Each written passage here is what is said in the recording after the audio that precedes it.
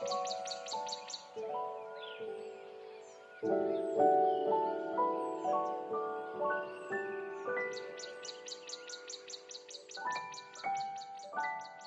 গিন্নি, আমি ভাবছি সুমির জন্মদিনটাও খুব ধুমধাম করে পালন করব।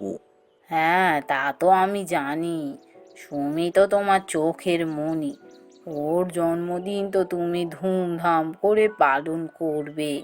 না না, তা কেন? অনুর জন্মদিনও তো খুব ধুমধাম করে পালন হয়েছে। দুজনেই আমার চোখের মণি। তবে কি সুমি ছোট তো, ও তো চিরকাল ছোটই রয়ে গেল। জানি গো জানি, আমায় আর বলতে হবে না। তুমি দুই মেয়েকেই খুব ভালোবাসো।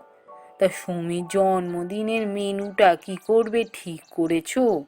না, এখনো তো তা ঠিক করিনি।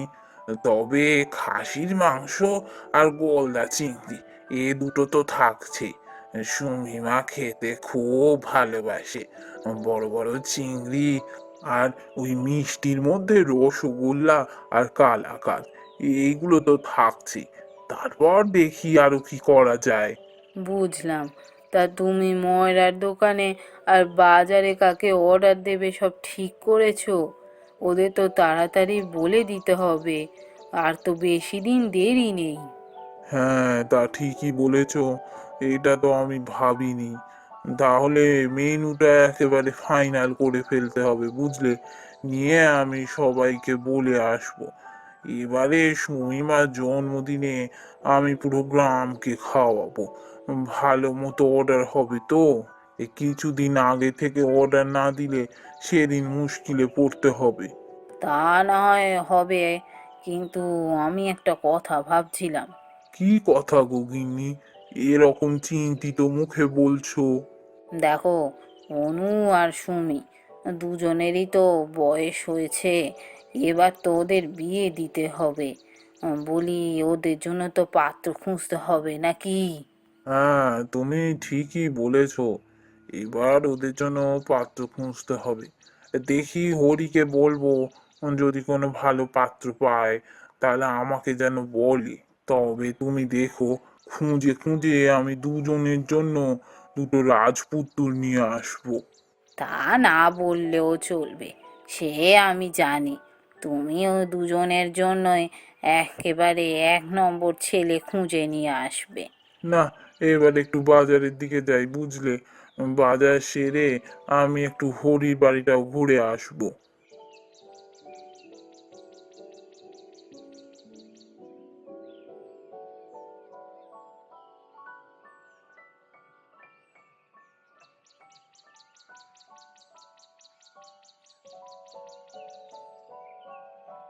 হরি, ও হরি, কোথায় যাচ্ছিস রে? দাঁড়া একটু। আরে সনাতন দাসে, কি ব্যাপার? আমাকে হঠাৎ এত ডাকছো? হ্যাঁ রে হরি, আমি তোর বাড়ি যাব ভাবছিলাম। পথে দেখা হয়ে গেল, ভালোই হলো। ও, তাই বুঝি? তা হঠাৎ আমার বাড়ি যাবে বলছিলে? কেন গো, কি হয়েছে?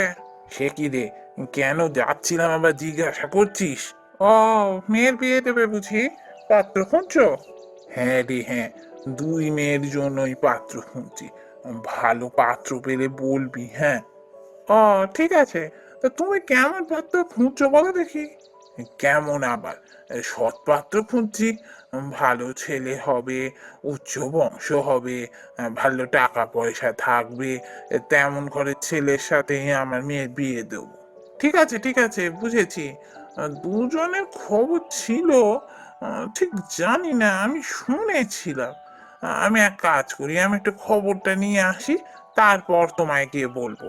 ঠিক আছে, তুই তাহলে আমার বাড়িতে যাস, কেমন? আমি এখন আসি। হ্যাঁ হ্যাঁ, ঠিক আছে ঠিক আছে, এলাম এখন।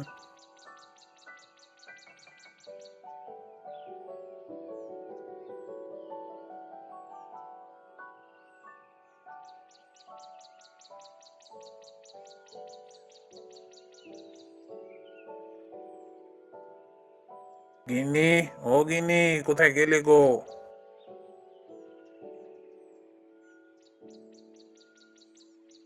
হ্যাঁ গো, এত চেঁচামেচি করছো কেন? কি হয়েছে? এই বাজার যাওয়ার পথে হরির সাথে দেখা হয়েছিল, বুঝলে? ও, তাই বুঝি? তা হরি কি বললো গো? কোনো পাত্র আছে? ঠিকঠাক তো কিছু বলতে পারলো না। বললো বোধহয় দুটো পাত্রের খোঁজ আছে, ও নিজে আগে ভালোভাবে জেনে আসবে তারপর বলবে। আমি ওকে বলেছি বাড়িতে এসে বলে যেতে। তা ভালো করেছো। বাড়িতে আসলে আমিও একটু জানবো ভালো করে। হ্যাঁ হ্যাঁ, জেনো, ওই জন্যই তো আরো বললাম ওকে বাড়িতে আসতে। ও বাড়িতে আসবে যখন তোমার যা যা জানার সব জেনে নেবে, বুঝলে? ঠিক আছে, আমি এখন তোমায় খেতে দিচ্ছি। হাত মুখ ধুয়ে এসো, যাও।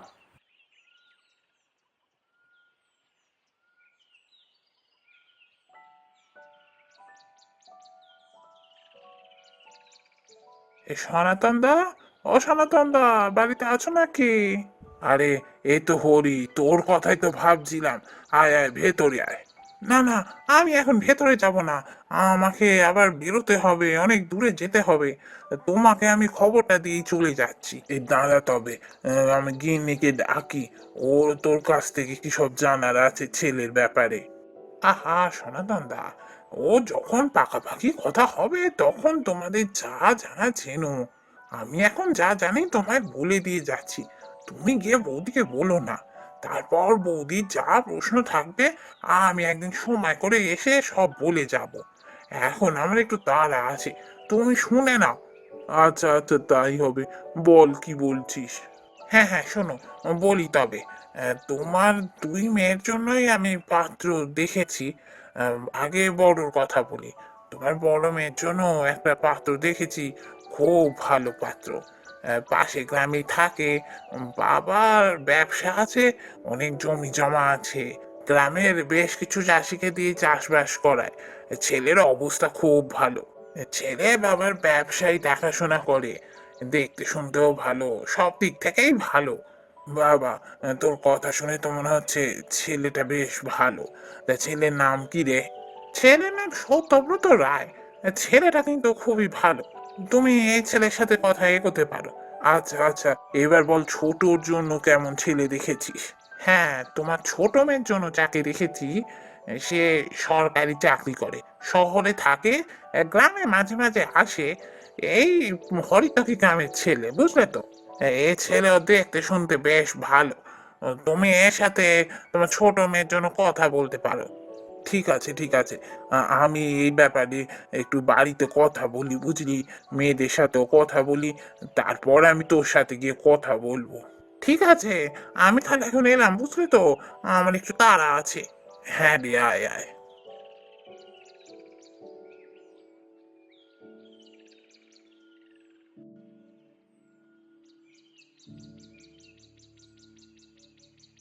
হ্যাঁ গো, কে এসেছিল গো? বাইরে এতক্ষণ দাঁড়িয়ে দাঁড়িয়ে কথা বললে, ভেতরে আসতে বললে না তো? আরে হরি এসেছিল, ওর একটু তাড়া ছিল, তাই বাইরে দাঁড়িয়েই বলে চলে গেল।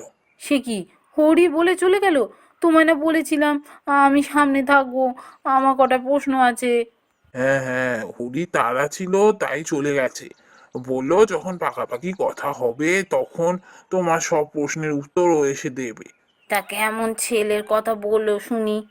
হ্যাঁ, হরি দুই মেয়ের জন্যই ছেলের সন্ধান এনেছে।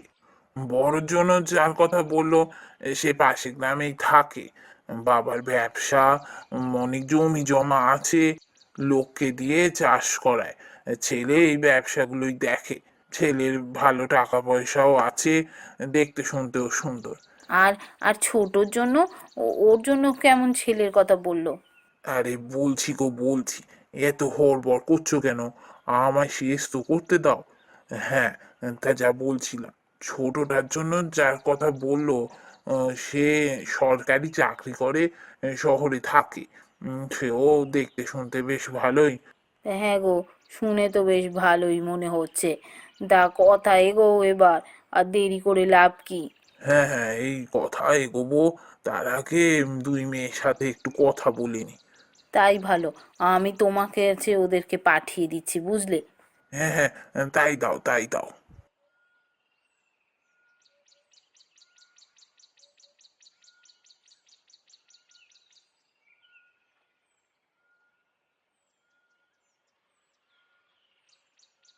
বাবা, তুমি আমাদের ডেকেছো গো? হ্যাঁ রে মা, আমি আর তোর মা তোদের বিয়ের ব্যাপারে কথা বলছিলাম। হরির সাথেও কথা বলেছি। তা হরি দুটো ছেলের সন্ধান দিয়েছে, সেই নিয়ে তোদের সাথে একটু কথা বলবো ভাবছিলাম। বাবা, তুমি এখনই আমার বিয়ের কথা ভেবো না। তুমি বরং দিদির বিয়েটা আগে দাও। আমার এখন বিয়ে করার কোনো ইচ্ছে নেই। কেন রে সুমি, কি হয়েছে? কিছু হয়নি। আমি এখনই বিয়ে করব না। কটা বছর আরো যাক না, তারপর করব। কি ব্যাপার বল দেখি। আমার তো ঠিক ভালো ঠেকছে না তোর কথাবার্তা। কি লুকোচ্ছিস আমার কাছে? না, আসলে আমি এই গ্রামের একটা ছেলেকে ভালোবাসি বাবা। তাকেই বিয়ে করতে চাই। এই গ্রামের ছেলে? কে সে? তুমি ওকে চেনো বাবা? সুমিত, অনুপম কাকার ছেলে। কি বলি? সুমিত? অনুপমের ছেলে? ওদের তো এখন খুব খারাপ অবস্থা। অনুপম মারা যাওয়ার পর ওদের অবস্থা খুব পড়ে গেছে তো। ওই তো বাজারে একটা ছোটখাটো দোকান চালায়। ওর সাথে তোর বিয়ে দেবো? হতেই পারে না। ও পারবে তোকে সুখে রাখতে? ও টাকা পয়সা আছে কিছু? না বাবা, আমি ওকেই বিয়ে করব, আর কাউকে বিয়ে করতে পারবো না। কি বললে? তুমি ওকেই বিয়ে করবে? তাহলে জেনে রাখো, ওকে যদি তুমি বিয়ে করো, তাহলে এই বাড়ির দরজা তোমার জন্য চিরকালের মতো বন্ধ হবে। আমাদের সাথে তোমার কোনো সম্পর্ক থাকবে না।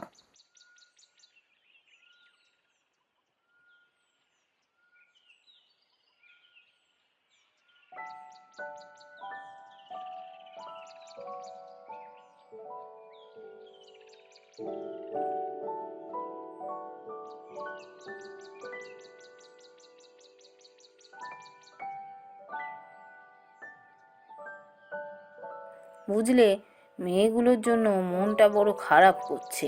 হ্যাঁ, আমারও মাঝে মধ্যে মনটা খারাপ করে। অনুটাকে অনেক দিন দেখিনি। শুধু অনু কেন, সুমির সাথেও তো কতদিন দেখা হয়নি। হ্যাঁ হ্যাঁ, ওর সাথে আর দেখা করার আমার ইচ্ছাও নেই। ওই তো ভিখারিটাকে বিয়ে করলো। কেমন আছে কি জানে। না না, দেখো, ওকে ওরম ভাবে বলো না। অমিত ছেলেটা কিন্তু ভালো।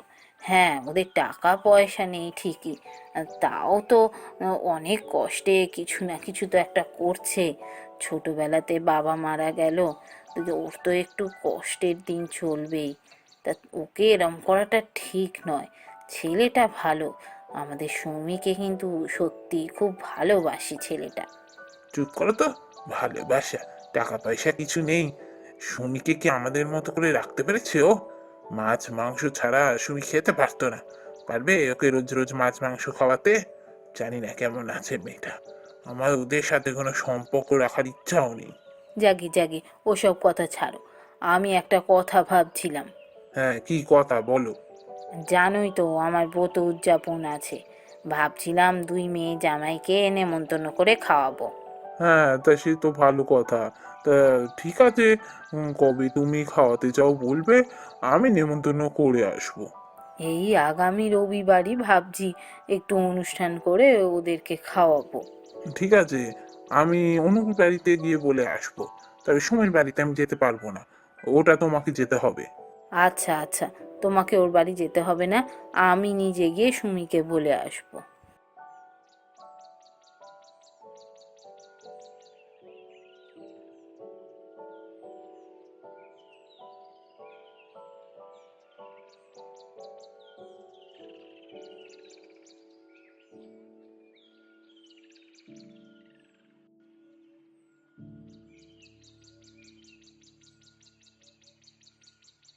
হ্যাঁ গো, এখনো তো মেয়েগুলো এলো না, কি ব্যাপার বলো তো?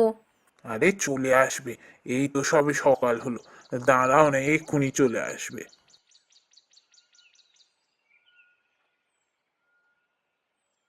আরে এই তো, দুই বোন একসাথে এসছিস দেখছি। খুব ভালো, খুব ভালো। হ্যাঁ মা, আমরা গাড়িতে আসছিলাম, দেখলাম ওরা দুজন হেঁটে হেঁটে আসছে, তাই গাড়িতে তুলে নিলাম। কষ্ট করে আর হেঁটে হেঁটে আসবে কেন? সুমির তো আর এত হাঁটা অভ্যাস ছিল না, ওর কষ্ট হবে, তাই ওদের গাড়িতে তুলে নিলাম আর কি। না দিদি, আমার হাঁটতে কষ্ট হয় না। তোকে অনেকদিন পর দেখলাম, তোর সাথে গল্প করব বলেই গাড়িতে উঠেছি। আচ্ছা আচ্ছা, ঠিক আছে। চ, তোদের খেতে দি, হাত মুখ ধুয়ে নে।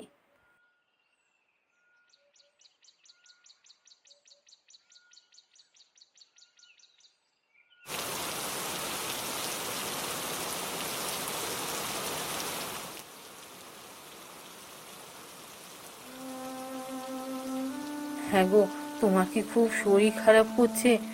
তোমার তো জ্বর এসে গেছে দেখছি। দেখুন মা, এই অবস্থায় আর অপেক্ষা করাটা উচিত হবে না। বাবাকে ডাক্তার দেখানোটা খুব দরকার। হ্যাঁ, ডাক্তার আনতে পারলে ভালো হতো, কিন্তু এই ঝড় বৃষ্টির মধ্যে কে ডাক্তার ডাকতে যাবে? চারদিকে বোধহয় জল উঠে গেছে। হ্যাঁ হ্যাঁ, মা ঠিকই বলেছেন। এই ঝড় বৃষ্টির দিনে কি আবার বেরোনো যায় নাকি? চারদিকে জল জমে গেছে। এখন গাড়ি নিয়ে বেরোনো মানেই এই অ্যাক্সিডেন্টের ভয়। না না, গাড়ি নিয়ে যেতে হবে না।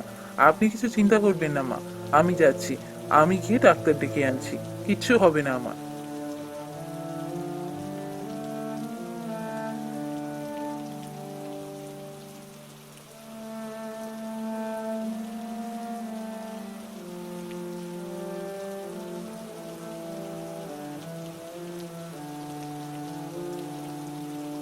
সত্যি আপনার জামাই খুব বড় উপকার করলো আপনাদের। সঠিক সময় ডেকেছেন। বেশি দেরি হলে বিপদ হতে পারতো। ওষুধ দিয়ে দিয়েছি, আর কোনো ভয় নেই, সুস্থ হয়ে যাবে।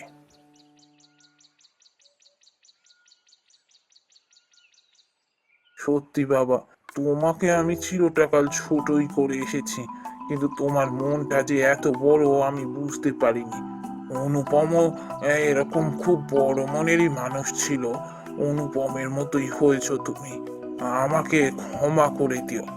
আর কোনোদিনও তোমাদের আমি ছোট করে দেখবো না। আমি বুঝেছি বাবা, টাকাই সব নয়, মানুষের মনটাই আসল। যাক, তাহলে আর তুমি আমাদের এই দুই মেয়ের মধ্যে ভেদাভেদ করবে না। আমার ব্রত উদযাপন সফল হলো দেখছি।